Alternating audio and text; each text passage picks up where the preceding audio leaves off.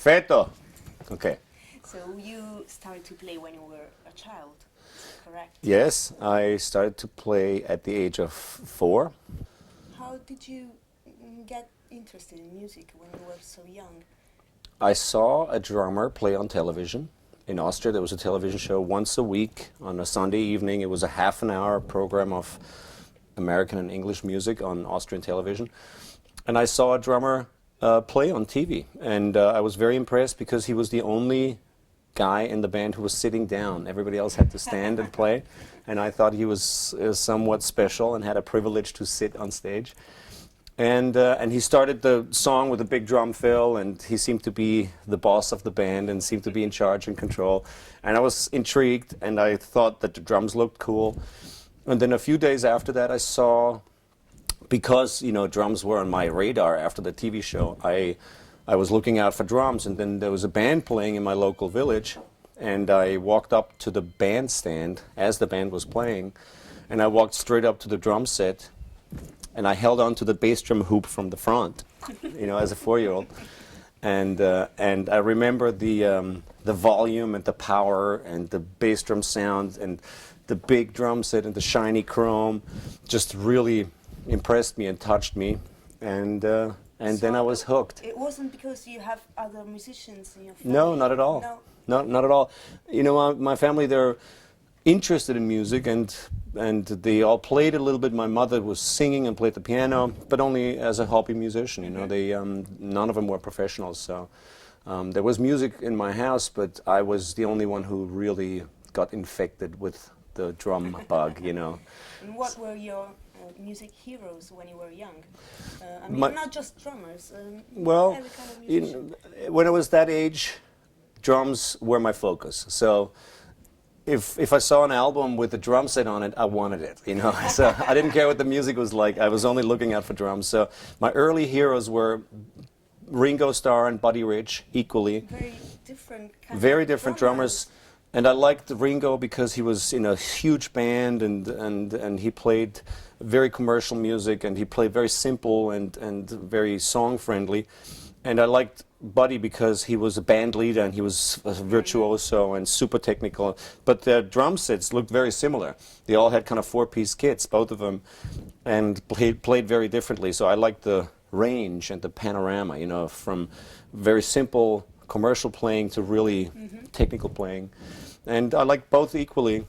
And then I got into Billy Cobham and a lot of great fusion drummers, all of Frank Zappa's drummers, Stuart Copeland, and I just ate up drums wherever I could see them, And we know you studied at the conservatory when you were in Europe. Yeah, exactly, in Vienna.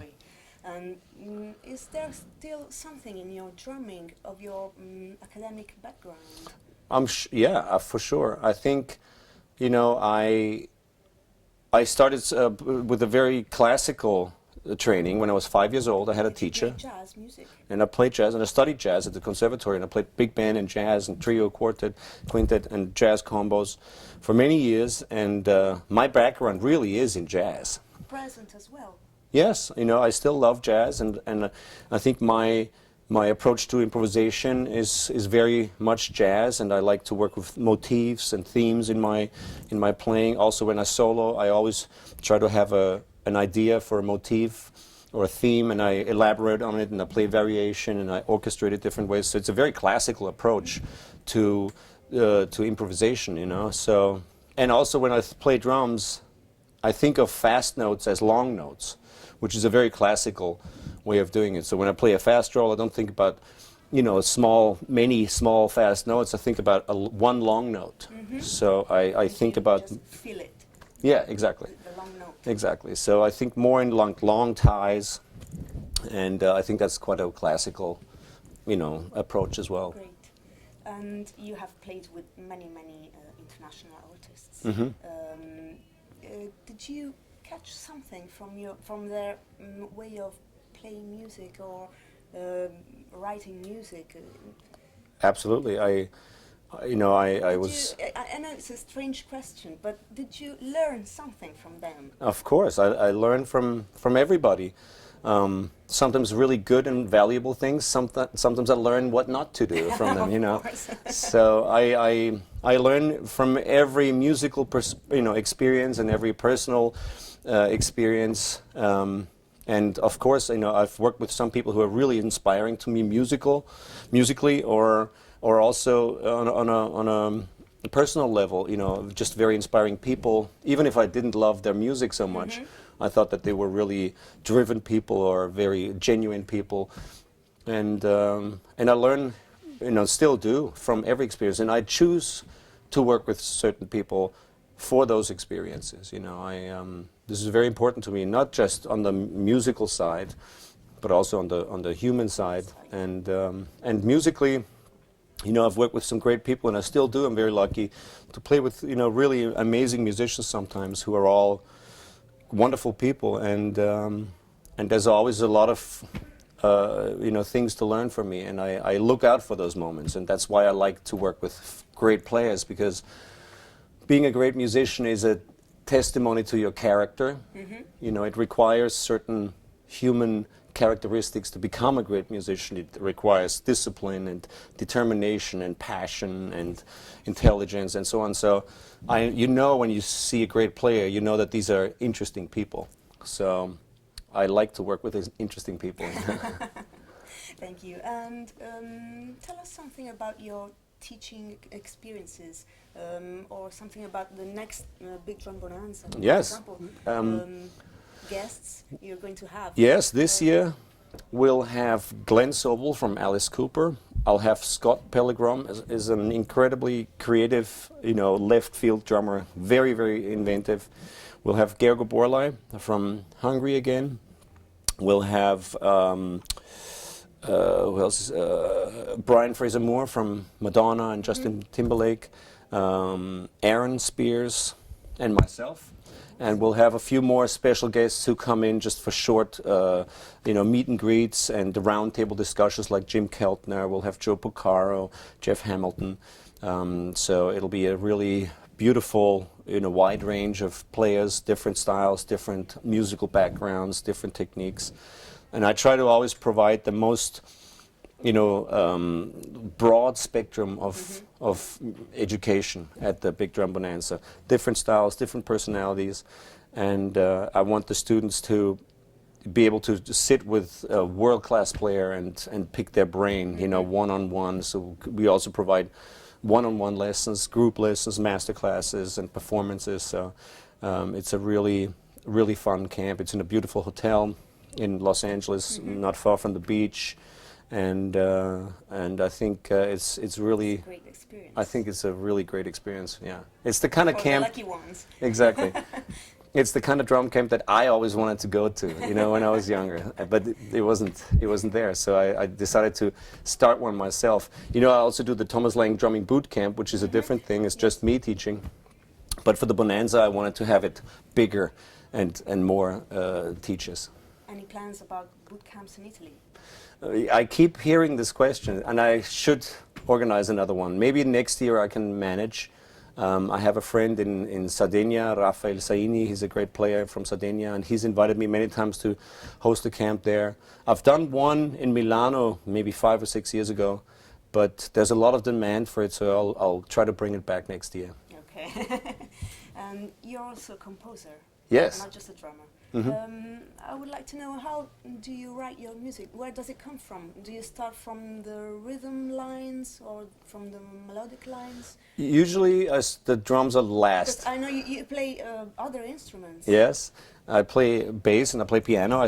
I started playing piano at the same time I started drums, because my mother said I have to learn a real instrument too, and she was right. So I usually start with some sort of a riff.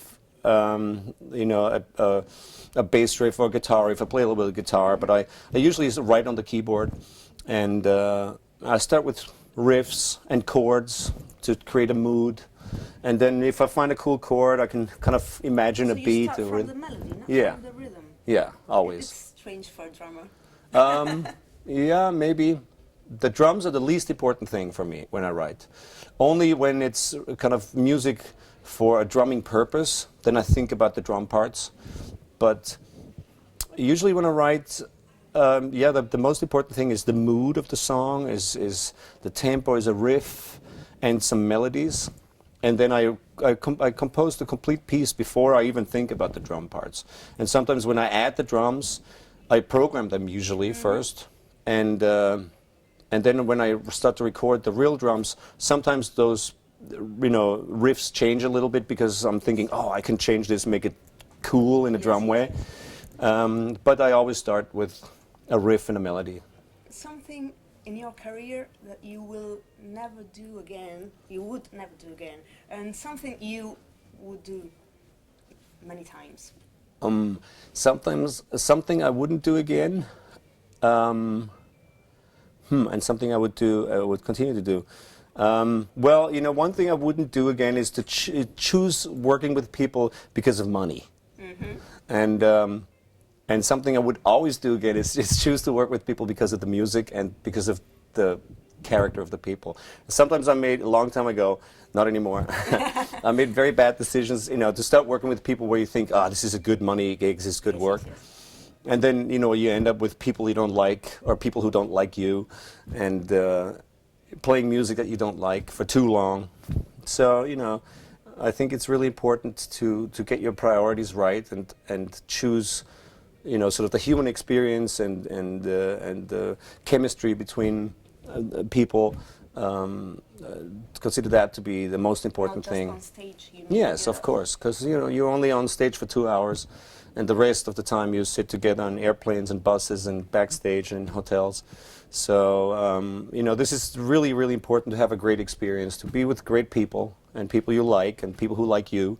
And then if that's a great relationship, then usually the music is great too, you know. Yes.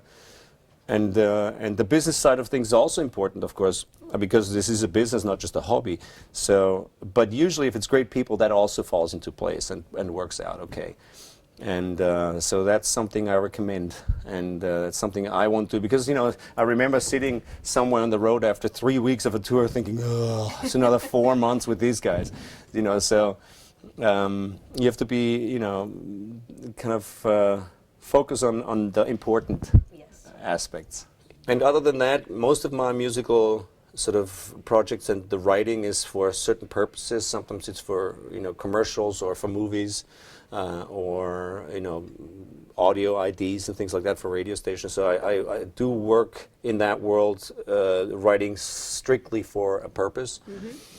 But of course, the more fun writing is something that's... So you work with computers as well? All the time, yes. Yeah, I do a lot of programming. I work the software, and I record. I engineer also. I have my own studio, and I also do a lot of online sessions for people, remote sessions for bands that are on the other side of the world who send me files. I record and I send it back, and I do a lot of that in my own studio. So it's always busy. When I'm not on the road, I spend all day recording, basically, back in Los Angeles. Well, we thank you so much. My pleasure. We're going to attend your clinic now. Okay. And hope to see you again. Thank you. Thank you. Bye-bye. My pleasure. Ciao. Thank you.